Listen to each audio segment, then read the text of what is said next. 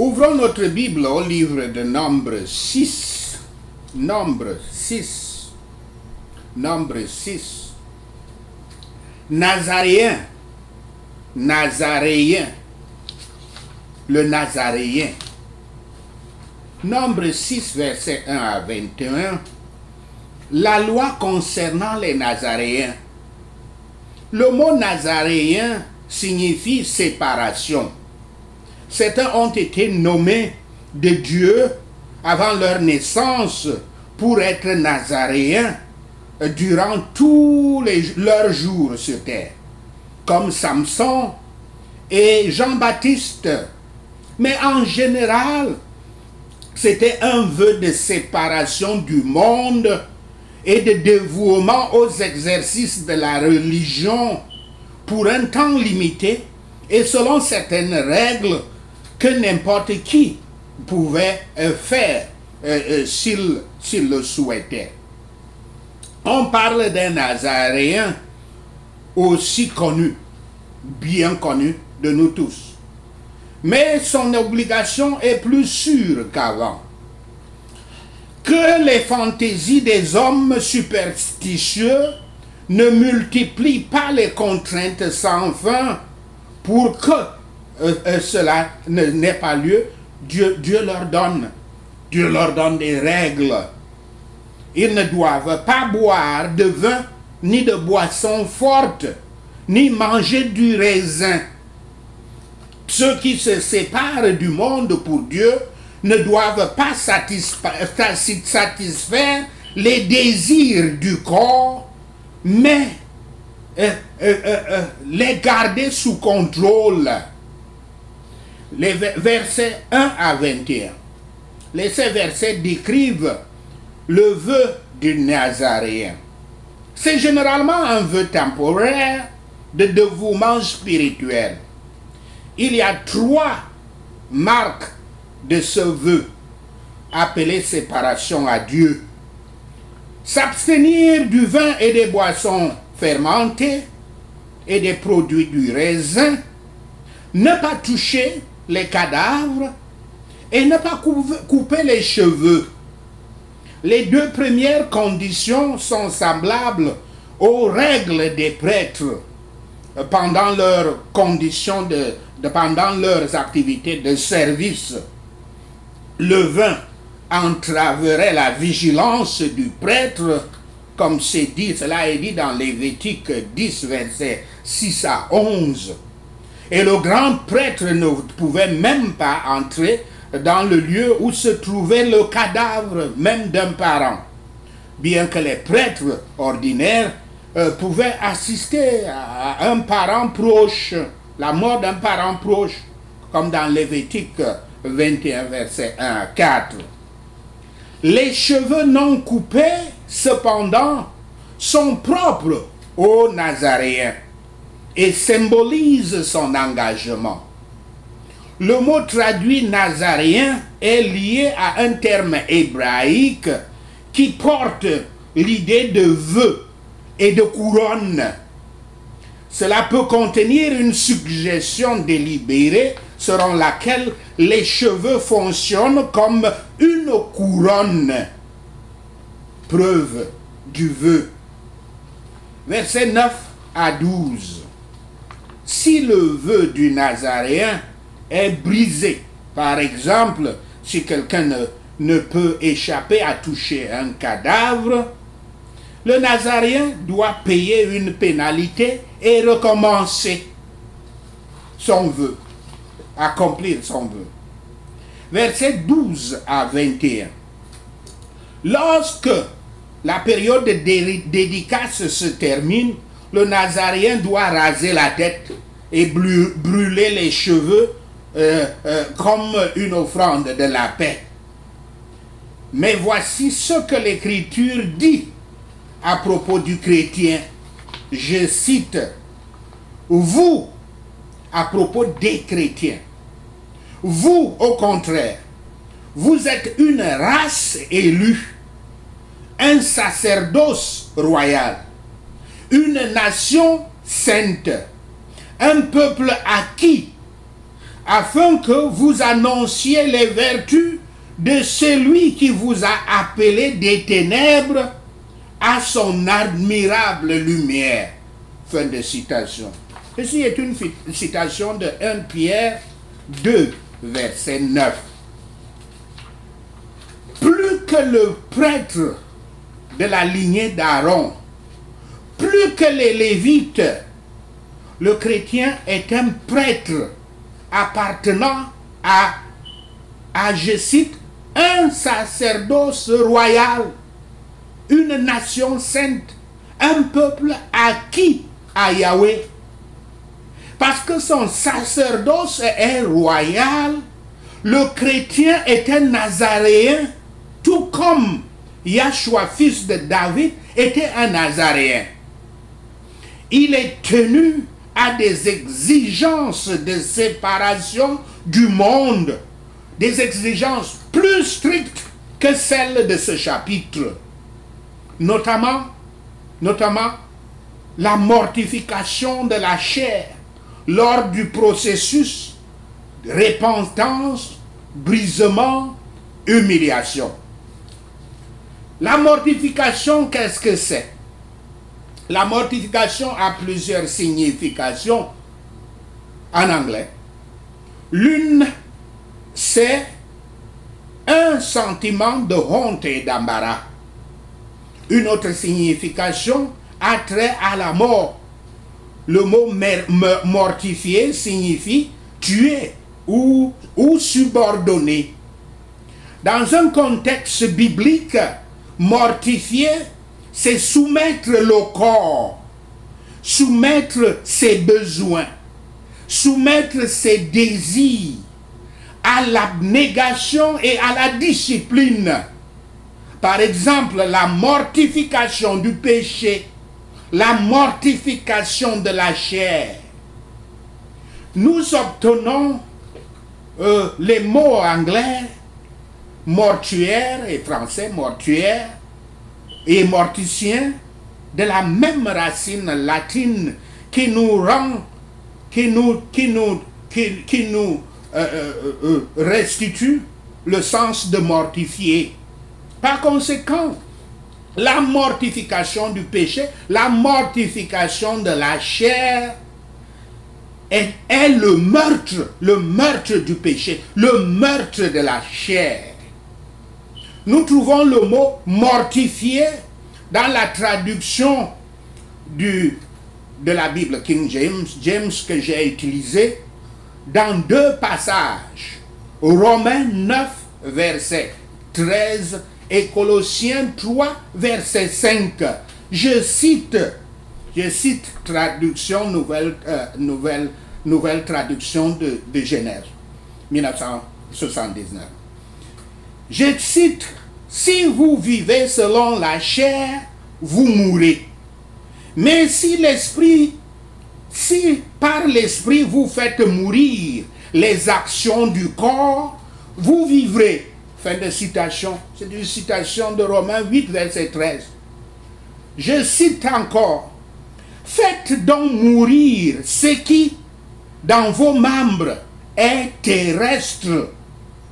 La débauche, l'impureté, les passions, les mauvais désirs et la cupidité, qui est une idolâtrie. Fin de citation. C'est une citation de 3 versets 5. Mais vous comprenez que la cupidité est une idolâtrie. Et ce Dieu, vous le connaissez bien, c'est l'argent qu'on appelle aussi mammon. Donc, c'est par conséquent, le capitalisme, le Dieu des sociétés capitalistes, c'est mammon, l'argent. Qu'est-ce que Paul veut que nous faisions mourir ici?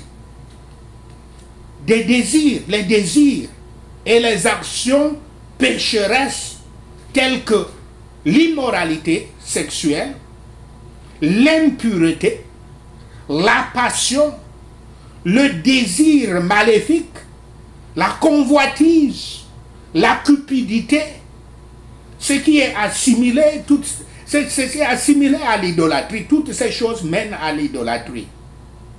La personne dont la vie est caractérisée par ces choses est censée recevoir la colère de Dieu sur elle, comme cela est dit dans Romains 8, verset 6.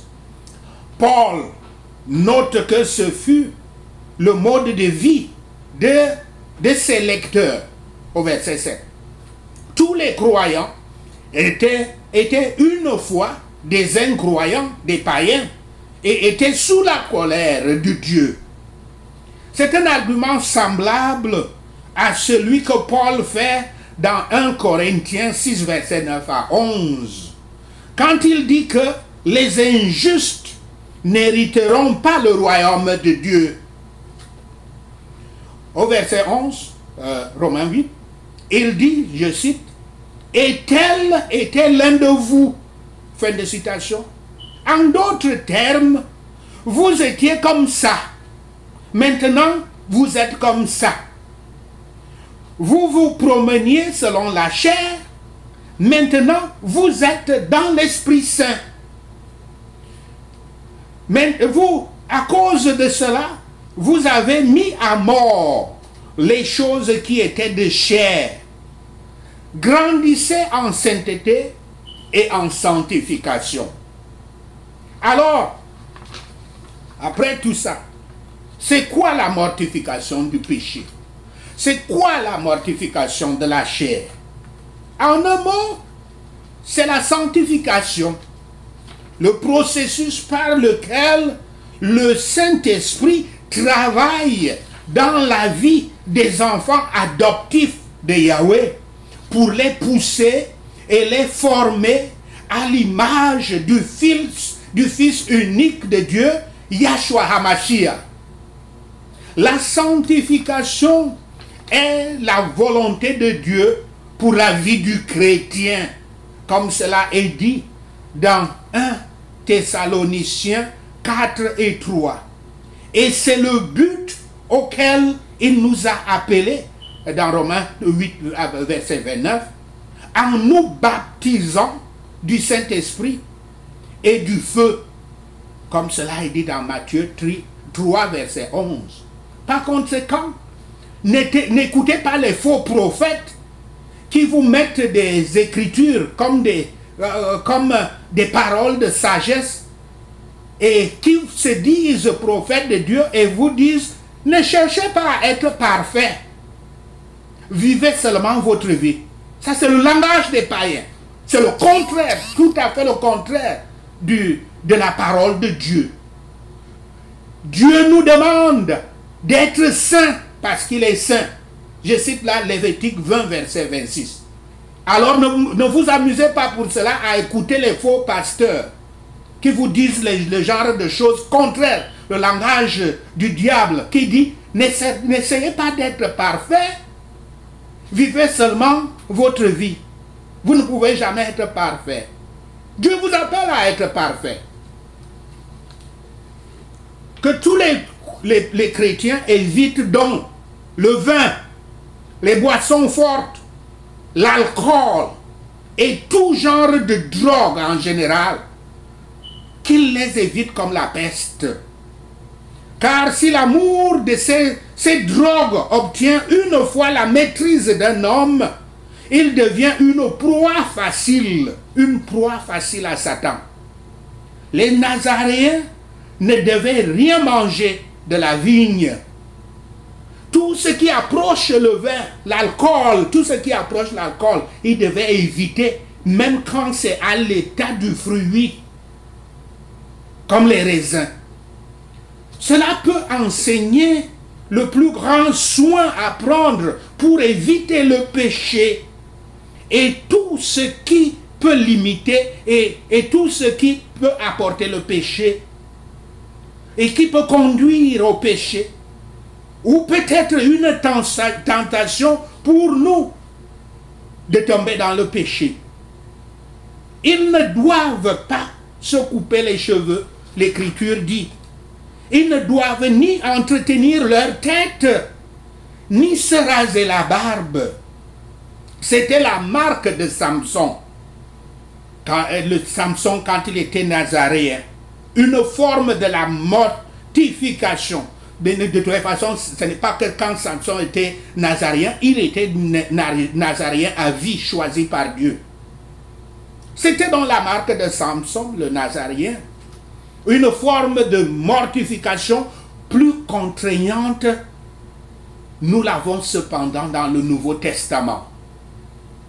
Cela signifiait la négligence du corps, de la facilité et de l'ornement du corps. Ceux qui se séparent du monde pour Dieu doivent garder leur conscience pure des œuvres mortes et ne pas toucher les choses impures. Tous les jours de leur séparation doivent être saints pour Yahweh. C'était la signification de ces observances extérieures. Et sans cela, ils n'avaient aucun compte dans Dieu. Aucune peine ou sacrifice n'était nommé pour ceux qui ont volontairement rompu le vœu d'être des Nazaréens. Ils devaient répondre à un autre jour à cette insignifiante victoire avec Yahweh leur Dieu. Mais devaient être soulagés ceux qui ne péchaient pas volontairement. Il n'y a rien dans les Écritures saintes qui ressemble, même le moindre, même un tout petit peu, aux ordres religieux de l'Église catholique romaine qui ressemblent aux Nazaréens. Mais notez la différence. Notez plutôt la différence. Ou plutôt combien vous êtes totalement opposés aux Nazaréens, vous chrétiens, qui vous appelez, ceci ne s'applique pas seulement aux catholiques.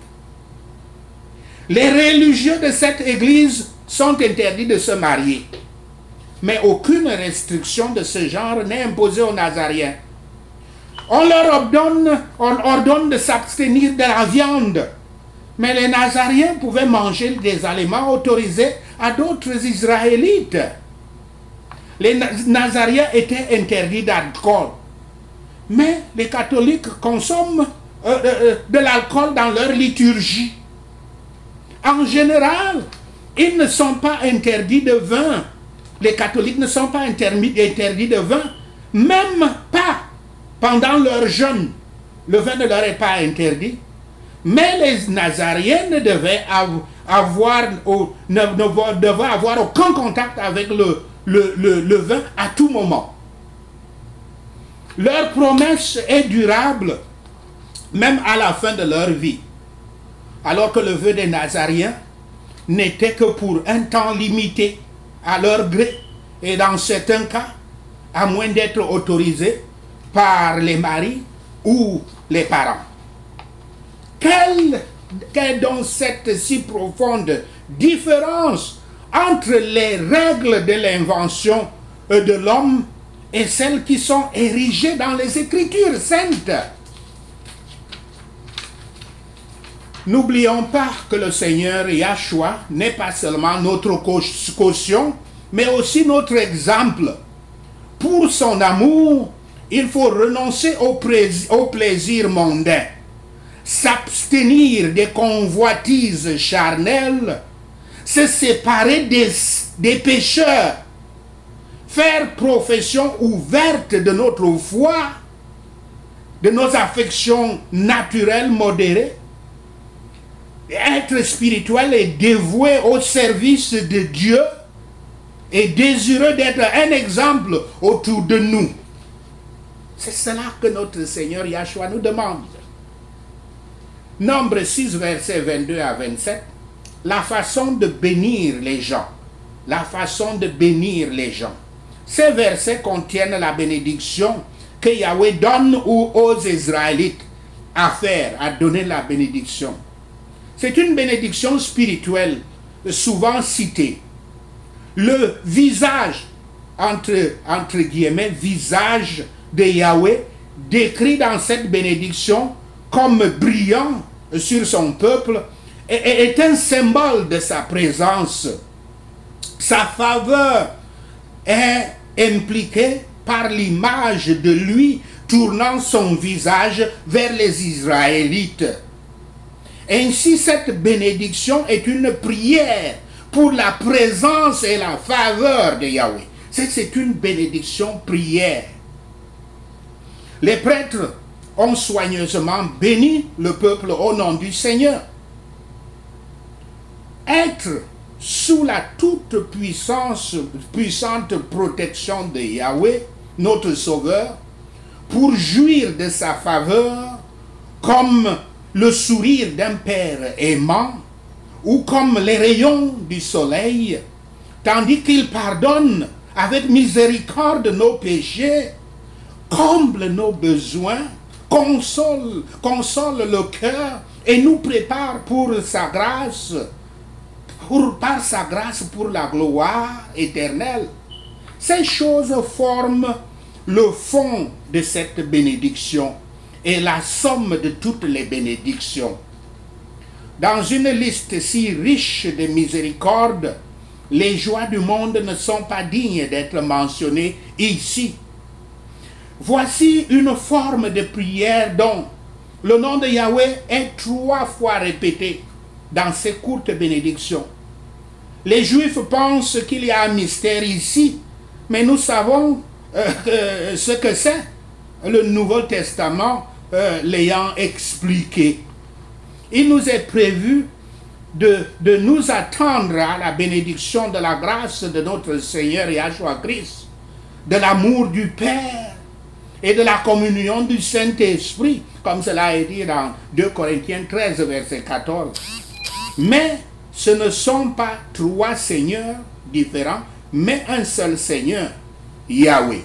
Sachez ceci, et le Seigneur Yahweh vous bénira. Amen. Alléluia.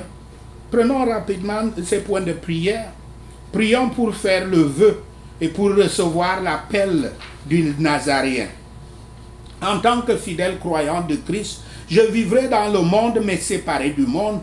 Au nom de Yahshua le Messie, je prie.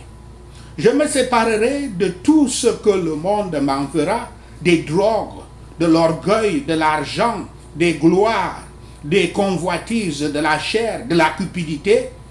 Au nom de Yahshua le Messie, je prie.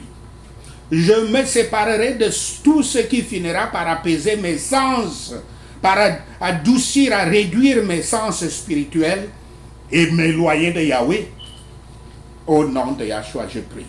Je m'abstiendrai d'être intoxiqué par tout ce qui pourrait m'éloigner de l'intimité avec Yahweh.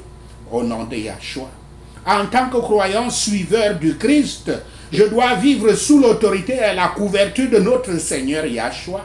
Au nom de Yahshua. J'ai été acheté avec un prix que Yahshua a payé sur la croix. Au nom de Yahshua.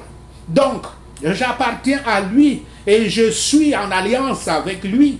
Au nom de Yahshua, je prie. Aujourd'hui, je vais démontrer ma soumission par la manière dont je mène ma vie, sous son autorité, par la dépendance et l'obéissance. Au nom de Yahshua, je prie. Je te chercherai pour l'orientation et les conseils, mon Père Yahweh, au nom de Yahshua. J'obéirai à sa parole, au nom de Yahshua. Je vivrai ma vie pour le servir et pour lui plaire, au nom de Yahshua. Comme je vivrai ce type de mode de vie aujourd'hui, c'est un témoignage plus vaste du monde que l'acte rituel de garder les longs cheveux, au nom de Yahshua. Pour l'obéissance et la dévotion envers Dieu, transmettez le témoignage le plus fort possible au monde. Merci Seigneur, au nom de Yahshua le Messie, nous prions. Car le Christ lui-même était spirituellement le Nazaréen parfait, au nom de Yahshua. Par son exemple et par mon habilitation dans l'Esprit Saint, je peux vivre dans le vrai sens du vœu nazaréen. Merci Seigneur, au nom de Yahshua le Messie, je prie. En tant que Nazaréen, je ne devrais pas aller près de la mort qu'est le péché, car ce faisant, je me rendrai rituellement impur. Merci Seigneur, au nom de Yahshua le Messie, nous prions.